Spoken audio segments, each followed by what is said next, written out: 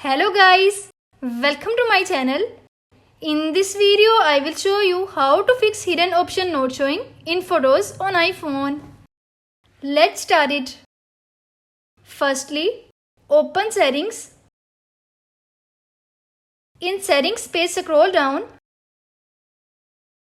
Tap on photos. Now turn on show hidden album. Go to your home screen. Open photos. Now you can see hidden option is showing. Enter your passcode to view this album. I hope this video will be helpful for you. Guys, don't forget to like, share and subscribe my channel. Thanks for watching.